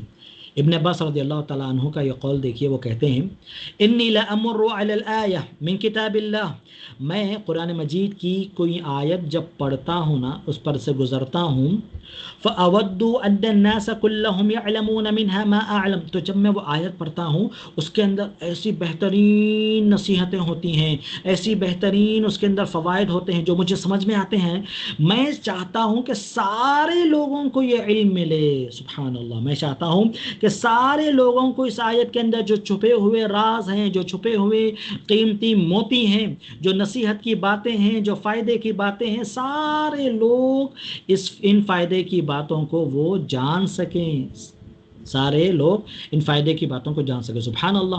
ہمارا رویہ کیا ہے معلوم؟ مجھے اگر کوئی چیز معلوم ہے نا تو میں اسے چھپا لیتا ہوں. ارے دوسروں کو معلوم ہو جائے تو وہ آگے بڑھ جائے گا، میں پیچھے رہ جاؤں گا. نہیں، علم کی دولت ایسی ہے کہ علم آپ جتنا بانٹو گے اتنا زیادہ یہ بڑھے گا. علم جتنا بانٹو گے اتنا زیادہ یہ بڑھے گا. محمد بن واسع رحمہ اللہ کہتے ہیں ایک مرتبہ انہوں نے اپنے ایک گدھے کو بیچنا سوچا، کہ ان کے پاس ایک گدھا تھا جسے وہ بیچ دینا چاہ رہے تھے. تو ایک دوسرے صاحب نے پوچھا کہ آپ یہ گدھا بیچنا چاہ رہے ہیں تو کیا یہ گدھا میرے لیے اچھا ہے اترضاہ لی، کیا آپ میرے لیے یہ اس کو جو ہے پسند کریں گے؟ انہوں نے کہا لو لم ارضہ لک لم ابیعہ، اگر میں یہ تمہارے لیے نہیں پسند کرتا نا تو میں بیچتا بھی نہیں. اگر یہ اس گدھے کے اندر بہت سارے عیب ہوتے، ہاں، اور یہ تمہارے لیے درست نہیں ہوتا، تمہارے لیے اچھا یا لائق تمہارے لیے نہیں ہوتا، تو میں نہیں بیچتا۔ سبحان اللہ۔ ہم کیا کرتے ہیں؟ ایواں چیزوں کے اندر جو عیب ہے، جو کمی ہے، جو نقص ہے، ہاں، جو فالٹس ہے، اسے چھپا کر جو ہے بیچ دینے کی کوشش کرتے ہیں۔ ارے سامنے والا لے لیں دو، اپنے میں کیا کرنا ہے؟ نہیں، مسلمان اگر ہم ہیں تو پھر سامنے والے کو جو چیز بھی ہم بیچیں، بول کر بتا کر بیچیں کہ بھائی دیکھیے یہ ہے، سامنے بول کر بتا کر بھیجیں یہ ہے، لینا ہے تو لیجئے، اگر آپ کو نہیں لینا ہے تو کوئی بات نہیں، اس کے اندر فلاں فلاں چیزیں خرابی ہے، فلاں فلاں چیزیں کمی ہیں۔ تو ایسا جذبہ ہونا چاہیے، اسلام کا یہ تقاضا ہے، اسلام کا یہ تقاضا ہے، میرے اور آپ کے مومن ہونے کا، مسلمان ہونے کا یہ تقاضا ہے۔ اپنے بھائیوں کے لیے، بہنوں کے لیے میں وہی پسند کروں جو اپنے لیے پسند کرتا ہوں۔ کیا ہم اپنے لیے پسند کریں گے کہ کوئی ایسے دھوکے سے کوئی چیز ہمیں بیچ دے، بعد میں جب ہم گھر میں وہ چیز لے کر آئیں اور بعد میں جب وہ ہم اس کو استعمال کریں تو پھر جو ہے اس کے اندر جو ہے خرابیاں نکل کر آئیں؟ کیا ہم یہ چیز پسند کریں گے؟ نہیں پسند کرتے۔ تو پھر دوسروں کے ساتھ بھی ایسا نہیں کرنا چاہیے، دوسروں کے ساتھ بھی ایسا نہیں کرنا چاہیے۔ اچھا، ہم کب دوسروں کے لیے خیر سوچنے والے بنیں گے؟ ہم کب دوسروں کے لیے خیر سوچنے والے بنیں گے، اچھا سوچنے والے کب بنیں گے؟ ہم دوسروں کے لیے اس وقت خیر کے بارے میں سوچنے والے اس وقت بنیں گے جب ہمارے دل میں تکبر نہ ہو، ہمارے دل میں تکبر نہ ہو۔ دوسرا، ہمارے دل میں حسد نہ ہو۔ تکبر ہمارے دل میں ہے نا، تو ہم دوسروں کے لیے خیر نہیں سوچ سکتے، اچھا نہیں سوچ سکتے۔ حسد میں اپنے دل میں اگر ہم بٹھا لیں تو دوسروں کے لیے ہم خیر نہیں سوچ سکتے۔ تکبر کرنے والا ہمیشہ کیا رہتا؟ میں سب سے بڑا رہنا، میں سب سے بڑا رہنا، مجھ سے آگے کوئی نہیں بڑھنا۔ یہ جذبہ اگر کسی آدمی کے اندر ہے تو وہ دوسروں کے لیے کہاں سے خیر سوچے گا؟ وہ تو ہمیشہ یہ سوچے گا دوسروں کو نقصان ہو، دوسرے پیچھے ہو جائے، میں ہمیشہ آگے رہوں، میں ہمیشہ بڑا رہوں، میری ناک ہمیشہ اونچی ہونی چاہیے۔ تکبر کرنے والا کبھی دوسروں کا بھلا نہیں چاہتا۔ اسی طرح حسد کرنے والا بھی دوسروں کا بھلا نہیں چاہتا۔ حسد سے مراد کیا ہے؟ حسد کسے کہتے ہیں؟ دوسروں کی نعمتوں کو دیکھ کر جلنا اور یہ تمنا کرنا کہ ان کی نعمتیں وہ چھن جائے، ان سے وہ نعمتیں چھن جائے۔ اللہ نے فلاں فلاں کو وہی نعمت کیوں دے رکھی ہیں، ان سے وہ نعمت چھن جائے۔ یہ جو جذبہ ہے، منفی جو جذبہ ہے، اسے حسد کہتے ہیں۔ دوسروں کی نعمتوں کو دیکھ کر جلنا، ہاں مجھے اولاد نہیں ہے، فلاں کو اولاد ہے، اللہ کرے کہ اسے بھی اولاد نہ ہو، نعوذ باللہ، یہ حسد ہے۔ میرے پاس مال نہیں ہے، وہ فلاں کے پاس مال ہے، تو اس کو مال اللہ تعالیٰ نے کیوں دیا؟ اس کا مال ضائع ہو جانا، اسے مال نہیں ملنا۔ یا اگر مال ہے بھی، میرے پاس بھی مال ہے، تب بھی میرے پاس تو ہے، اس کے پاس کیوں ہے؟ اس کے پاس کیوں نہیں رہنا چاہیے؟ میرے پاس گاڑی ہے تو ہے، دوسروں کے پاس گاڑی، ایسے اچھی گاڑی نہیں ہونی چاہیے، یہ حسد ہے۔ تو جب تک ہم اپنے دل میں کبر کو رکھیں گے، تکبر کو رکھیں گے، گھمنڈ کو رکھیں گے، اسی طرح حسد کو رکھیں گے، ہم دوسروں کے لیے خیر نہیں چاہ سکتے جی، دوسروں کے لیے ہم خیر نہیں چاہ سکتے۔ حسد کو ختم کرنا ہوگا، کبر کو، تکبر کو اپنے دل سے نکالنا ہوگا، تبھی ہم دوسروں کے لیے خیر چاہیں گے، اور یہ ہمارے ایمان کا تقاضا اسی وقت پورا ہوگا۔ آج کیا ہو رہا ہے؟ ہر کوئی ایک دوسرے سے حسد کرنے میں لگا ہوا ہے۔ میں آپ سے حسد کرتا ہوں، آپ مجھ سے حسد کرتے ہیں، ہم اپنے بھائی بہن سے حسد کرتے، فلاں کو ترقی کیوں مل رہی ہے، فلاں جو ہے فلاں کا کاروبار کیوں چمک رہا ہے، فلاں کے لوگ زیادہ عزت کیوں کرتے ہیں، اسے اتنی عزت نہیں ملنے چاہیے تھا، اسے وہ مال نہیں ملنے چاہیے تھا، اسے وہ اولاد نہیں ملنے چاہیے تھی، اسے فلاں گاڑی نہیں ملنی چاہیے تھی۔ یہ حسد، اللہ رحم کرے، انسانوں کو تباہ کر دیتا ہے، انسانوں کو تباہ کر دیتا ہے۔ اللہ کے رسول صلی اللہ علیہ وسلم نے فرمایا وَلَا يَجْتَمِعَانِ فِي قَلْبِ عَبْدٍ الْإِيمَانُ وَالْحَسَدُ، کہ ایک مومن کے دل میں، ایک بندے کے دل میں ایمان اور حسد جمع نہیں ہو سکتے، ایمان اور حسد جمع نہیں ہو سکتے۔ ایمان ہے تو پھر حسد نہیں ہونا چاہیے، ایمان ہے تو حسد نہیں ہونا چاہیے، حسد ہے تو پھر ایمان نہیں رہتا۔ وقتی طور پر آتا، کبھی ایسا ہوتا کہ وقتی طور پر تھوڑی دیر کے واسطے ایسا جذبہ آتا، منفی جذبہ، دل میں ایسا خیال آتا، اللہ، ارے فلاں اس کو وہ فلاں نعمت کیوں ملی، ارے وہ فلاں کیوں پاس ہو گیا، اس کو وہ ترقی، وقتی طور پر۔ اب مومن اگر میں ہوں تو میں کیا کرنا؟ اس جذبے کو دبا دینا، ختم کر دینا اس جذبے کو، اور اس کے لیے دعا کرنا، ماشاء اللہ تبارک اللہ، اللہ تمہیں اور دے، اللہ تمہیں اور برکت دے، اللہ تمہیں اور ترقی دے۔ یہ جذبہ میرے دل میں آنا، میں اپنے مسلمان بھائیوں کو ترقی کرتے ہوئے، مسلم بہنوں کو ترقی کرتے ہوئے دیکھ کر اگر میں جل رہا ہوں، اور تو یقیناً میں صحیح مسلمان نہیں ہوں، اچھا مسلمان نہیں ہوں، میرا ایمان کامل ایمان نہیں ہے، بلکہ نبی صلی اللہ علیہ وسلم نے یہ فضیلت دی ہے۔ آج ہم دوسروں کے لیے دعا کرنے میں کتنے بخیل ہیں، ہم کتنے بخیل ہیں۔ سچے دل سے آپ کہیں، ہم میں سے کتنے لوگ ہوں گے جو دوسروں کے لیے دعائیں کرتے ہوں گے؟ جب اپنے لیے ہم دعا کرتے کتنے لوگ ہوں گے؟ بہت کم ایسے لوگ ہوں گے الا ماشاء اللہ جو دوسروں کے لیے دعا کرتے ہیں۔ اتنے بخیل لوگ ہیں دعا بھی نہیں کرتے کسی کے لیے۔ دعا کرنے میں کیا جا رہا ہے؟ اللہ تمہیں برکت عطا فرمائے، اللہ تمہیں ترقی عطا فرمائے، اللہ تمہیں سلامت رکھے مصیبتوں سے، برائیوں سے، گناہوں سے، اللہ تعالیٰ تمہیں محفوظ رکھے، تمہیں بچا کر رکھے، اللہ تمہارے علم میں برکت دے، اللہ تمہیں مزید دیندار بنائے۔ ہاں، تمہیں دعا دینے میں کیا گیا؟ لیکن جب حسد دل میں ہوتا ہے نا، کبر دل میں ہوتا ہے، دعا یا کلمات بھی نہیں نکلتے، سلام بھی نہیں کرتے۔ تو لہٰذا حسد کو اپنے دلوں سے نکالیے، حسد کو دلوں سے نکالیں گے تو تبھی یہ ہوگا۔ اللہ کے رسول صلی اللہ علیہ وسلم نے بشارت دی ان لوگوں کے لیے جو دوسروں کے تعلق سے غائبانہ دعا کرتے۔ غائبانہ مطلب یہ ہے کہ وہ سامنے نہیں ہے، بندہ سامنے نہیں ہے وہ، ہم لیکن اس کے تعلق سے دعا کر رہے ہیں۔ وہ سامنے نہیں ہے، ہم دعا کر رہے ہیں، جب اپنے لیے دعا کر رہے ہیں تو ہم اس کے لیے بھی دعا کر رہے ہیں۔ اے اللہ مجھے بیماریوں سے محفوظ فرما، میرے بھائی بہنوں کو بیماریوں سے محفوظ فرما، امت مسلمہ کو بیماریوں سے محفوظ فرما۔ اے اللہ مجھے دیندار بنا دے، میرے بھائی بہنوں کو دیندار بنا دے، تمام مسلمانوں کو دیندار بنا دے۔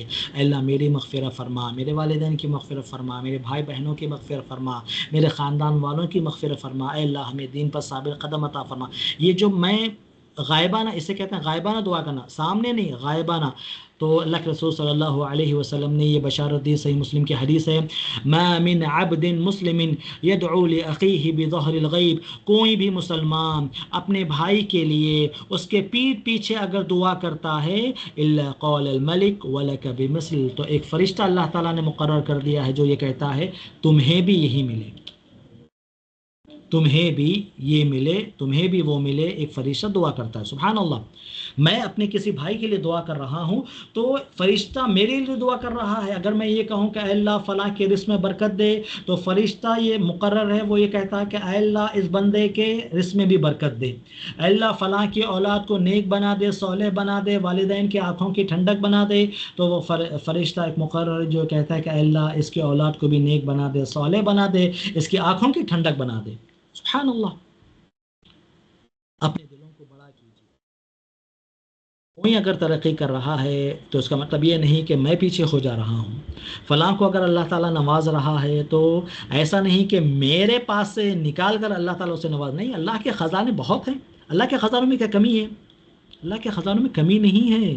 اللہ تعالیٰ سارے لوگوں کو اگر بانٹنے آ جائے، جتنے بھی لوگ ہیں آدم علیہ السلام سے لے کر قیامت تک جتنے لوگ آنے والے ہیں، وہ تمام کے تمام ایک، جیسا کہ صحیح مسلم کی حدیث ہے، ایک میدان میں جمع ہو جائیں، سارے لوگ میدان میں جمع ہو جائیں اور سارے لوگ اللہ تعالیٰ سے دعائیں کریں، اور اللہ تعالیٰ جو وہ مانگ رہے ہیں، جو وہ مانگ رہے ہیں وہ سب بھی عطا کر دینا، تب بھی اللہ تعالیٰ کے خزانے میں رتی برابر بھی کمی نہیں ہونے والی ہے، تھوڑی بھی کمی ہونے والی نہیں ہے۔ اتنی ہی کمی ہوگی جتنی سمندر میں آپ سوئی ڈبا کے نکالے، کتنا پانی نکلتا ہے؟ ایک قطرہ یہاں پانی ہے، اس کے مقابلے میں سمندر ہے، مقابلہ ہے دونوں کا؟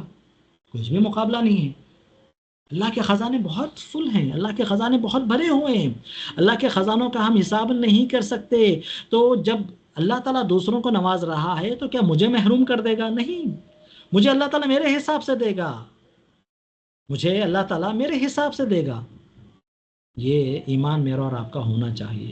جب یہ ایمان میرا رہے گا کہ بھئی مجھے جو ملنا ہے وہ مجھے مل کر رہے گا، فلاں کو فلاں کو جو مل رہا ہے وہ اللہ تعالیٰ ان کے حساب سے مل رہا ہے، جب مجھے یہ ایمان رہے گا نا اپنی تقدیر پر، تو پھر میں اعتراض نہیں کرتا ہوں کسی پر، میں سب کے لیے دعا کروں گا، میں سب کے لیے دعا کروں گا۔ اس لیے کہا گیا جو حسد کرنے والا ہے نا وہ تقدیر کے فیصلوں پر انگلی اٹھانے والا ہے۔ اللہ نے فلاں کو نعمت کیوں دی؟ تم کون ہوتے ہو یہ پوچھنے والے؟ اللہ تعالیٰ اپنی نعمتوں میں سے، اپنے خزانوں میں سے جسے چاہے دے۔ تم کون ہوتے اعتراض کرنے والے؟ کیا ہمارا کچھ حق بنتا؟ کیا وہ ہمارا ہے؟ ہم کیوں اعتراض کر رہے ہیں؟ گویا کہ اللہ تعالیٰ کے اس فیصلے سے گویا کہ ہم راضی نہیں ہیں، فیصلے سے راضی ہونا چاہیے۔ اللہ تعالیٰ سے بس یہ دعا کرنا چاہیے کہ اللہ ہمیں بھی عطا فرما، ہمیں بھی خیر عطا فرما، ہمیں بھی فضل عطا فرما، اس طرح کی دعا ہونی چاہیے۔ ٹھیک ہے، چلیے ہم اسی پر رکتے ہیں۔ خلاصہ کلام یہ ہے کہ وہ شخص کامل درجے کا مومن نہیں ہے جو اپنے دوسرے بھائی بہنوں کے لیے وہ نہ چاہیں جو وہ اپنے لیے چاہتا ہے۔ میں جو اپنے لیے چاہوں، آپ جو اپنے لیے چاہیے، اپنے مومن بھائیوں اور بہنوں کے لیے وہی چاہیں، وہی پسند کریں، اسی کی تمنا کریں۔ یہ ہمارے ایمان کا تقاضا ہے، اخوت ایمانی کا یہی تقاضا ہے، اخوت اسلامی کا یہ تقاضا ہے۔ اللہ تعالی ہمیں اس کی توفیق عطا فرمائے، اور ضروری ہے کہ ہم تکبر سے بچیں، حسد سے بچیں، تبھی چل کر ہم دوسروں کے لیے خیر چاہنے والے بنیں گے۔ اللہ تعالی سے دعا ہے کہ اللہ رب العالمین ہم تمام کو اس عظیم حدیث پر عمل کرنے کی توفیق عطا فرمائے، اور ایمان کے جو درجات ہیں، کامل درجے کا ایمان اللہ رب العالمین ہمیں عطا فرمائے، اور سنتوں کی پابندی کرنے کے اللہ تعالیٰ ہمیں نیک توفیق عطا فرمائے، علم سے جڑے رہنے، اہل علم سے جڑے رہنے کے اللہ تعالیٰ ہمیں نیک توفیق عطا فرمائے۔ یا رب جتنے لوگ یہاں پر اس درس میں ہم سے جڑے ہوئے ہیں، پروردگار تو ان تمام کی مغفرت فرما دے، ان کی نیک تمناؤں کو اللہ تو قبول فرما دے، ان کے جائز خواہشات کو اللہ تو قبول فرما دے۔ اے اللہ ہم تمام کے والدین کی مغفرت فرما، ان پر رحم فرما، جس طرح انہوں نے ہم پر رحم کیا تھا، ہماری تربیت کی تھی ہمارے بچپن میں۔ اے اللہ جب تک ہمیں زندہ رکھے، دین اسلام پر زندہ رکھ، اور جب ہمارا انتقال ہو تو کلمہ لا الہ الا اللہ پر ہمارا انتقال ہو، ہمارا حشر نیک متقی صالح بندوں کے ساتھ ہو، آمین۔ وآخر دعوانا الحمد للہ رب العالمین، وصلی اللہ علی نبینا محمد۔ لا الہ الا اللہ۔ اگر کوئی سوالات ہے تو آپ لوگ کر سکتے ہیں۔ اگر بیوی یتیم ہے، اس کے مائکے سے اسے بھائیوں بہنوں کی طرف سے کچھ رقم ہر مہینہ ملتی ہے، تو کیا شوہر اسے استعمال کر سکتا ہے، یا اسے اس کی بیماری وغیرہ میں اپنا مال نہ دے کر اسے استعمال کا کہہ سکتا ہے؟ بیوی کا جو مال ہے نا، اسلام کے اندر ساری چیزیں کلیئر ہیں، کس کی ملکیت ہے۔ بیوی کو جو مال مل رہا ہے، مثال کے طور پر اس کے والد کوئی کچھ مال دیے، یہاں تو یتیم ہے وہ، چلو بھائی اس کے کچھ مال دے، اس کے بہن کچھ مال دے، تو وہ بیوی کا ہی مال ہوتا ہے، بیوی کا وہ مال شمار ہوگا، ٹھیک ہے۔ اب ہونا تو یہ چاہیے کہ شوہر پر ذمہ داری ہے بیوی کے خرچ کی، کھانے پلانے کی، اور پہنانے اڑانے کی، کھانے پلانے کی، پہنانے اڑانے کی، اور اسی طرح دیگر جو خرچ ہوتے ہیں، بیمار پڑ جائیں تو جو ہے اس کے لیے علاج کا انتظام کریں وغیرہ وغیرہ، جو بنیادی چیزیں، بیسک نیڈس سے شوہر کی ذمہ داری ہے، تو شوہر اپنے مال میں سے ہی اسے یہ خرچ کرنا چاہیے۔ لیکن کیا وہ بیوی کے پاس جو مال ہے، تو کیا وہ شوہر لے کر بیوی پر ہی خرچ کر سکتا ہے، یا لے کر اپنے اوپر خرچ کر سکتا ہے؟ بیوی کی اجازت سے لے سکتا ہے، اور اجازت بھی صحیح اجازت۔ آج کل ہمارے پاس کیسا ہے، اگر ہم منع کریں تو شوہر صاحب غصہ ہو جاتے، منع کرے تو شوہر غصہ ہو جاتا، تو لہٰذا منع نہیں کرتے، لیکن دل میں تھا کہ بھئی نہیں، کیوں ہم یہ پیسے کیوں لے رہے ہیں، آپ اپنے پیسے خرچ کیجئے، سبحان اللہ۔ تو ایسے صورت میں شوہر کو اس سے بچنا چاہیے، کیونکہ بیویاں منع نہیں کرتی، بہت کم ایسی بیویاں ہوں گی جو منع کرتی ہیں، ورنہ تو منع نہیں کرتی۔ بعض بیویاں تو سبحان اللہ خوشی سے دے دیتی ہیں، تو ٹھیک ہے آپ کے لیے جائز ہوگا، لیکن بعض بیویاں جو ہے اس ڈر سے دے دیتی ہیں کہ شوہر ناراض نہ ہو جائے، تو ایسے صورت میں بچنا بہتر ہے۔ استعمال اگر وہ بیوی کی اجازت سے، اس کی خوشی سے ہو رہا ہے تو کر سکتا ہے انشاءاللہ۔ کسی مرحوم کے لیے حج یا عمرہ کرنے کی کیا کوئی کنڈیشن ہے؟ کیا ہمارے پہلے سے حج یا عمرے کیا ہونا ضروری ہے؟ جی ہاں، اگر ہم دوسروں کی جانب سے حج کرنا چاہ رہے ہیں تو ضروری ہے کہ میں پہلے اپنا حج کر لوں۔ میں دوسروں کے لیے عمرہ کرنا چاہ رہا ہوں تو اپنے لیے پہلے عمرہ کر لینا چاہیے، ٹھیک ہے۔ اگر مرحومین کی جانب سے جو وفات پا چکے ہیں ان کی جانب سے اگر میں عمرہ کرنا چاہ رہا ہوں تو ضروری ہے کہ میں پہلے اپنا حج اور عمرہ کروں۔ عمرہ کر رہے ہیں تو پہلے عمرہ میرا ہو جانا چاہیے، عمرہ بھی ویسے ہی پہلے میرا عمرہ ہونا چاہیے، اس کے بعد میں جو متوفا ہے ان کی جانب سے، جو انتقال کر چکے ان کی جانب سے عمرہ کر سکتا ہوں۔ حج کا معاملہ بھی یہی ہے۔ بعض لوگ اس حدیث کا غیر درست مطلب لے سکتے ہیں، مثلا دو لوگ کوئی چیز کپڑے خریدنے کے لیے دکان کو گئے، ہم جو اپنے لیے پسند کر کے خرید لیں تو وہی چیز اپنے بھائی کے لیے بھی خریدیں، تھوڑا سا وضاحت کریں۔ اسی لیے میں نے وضاحت کیا کہ بعض چیزیں اپنے لیے اچھی ہو سکتی ہے، اس دوسروں کے لیے شاید وہ اچھی نہ ہو، ایسا بھی کبھی ہو سکتا ہے نا۔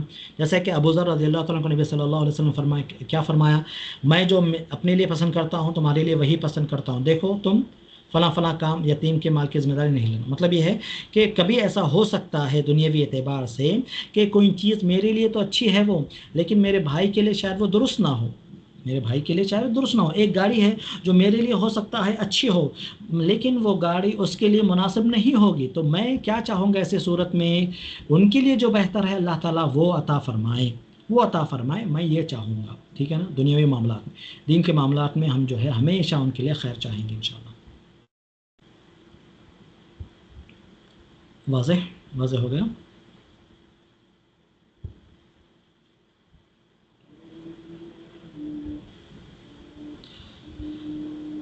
اور کچھ سوالات ہیں؟ جی چلیے ٹھیک ہے، تو ہم اسی پر اکتفا کرتے ہیں۔ اللہ تعالیٰ سے دعا ہے کہ اللہ رب العالمین ہم جو بھی پڑھ رہے ہیں، پڑھا رہے ہیں، سن رہے ہیں، سنا رہے ہیں، اللہ تعالیٰ ان میں جو اچھی باتیں، بھلی باتیں ہم بتا رہے ہیں، جو سن رہے ہیں، اللہ تعالیٰ ان پر ہمیں عمل کرنے کی توفیق عطا فرمائے، ہمیں اخلاص عطا فرمائے، ہمارے اعمال کو سنت نبوی کے اللہ تعالیٰ مطابق بنا دے، آمین۔ وآخر دعوانا الحمد للہ رب العالمین، وصلی اللہ علی نبینا محمد، سبحانک اللہم بحمدک، اشہد ان لا الہ الا انت، استغفرک واتوب الیک، والسلام علیکم ورحمۃ اللہ وبرکاتہ۔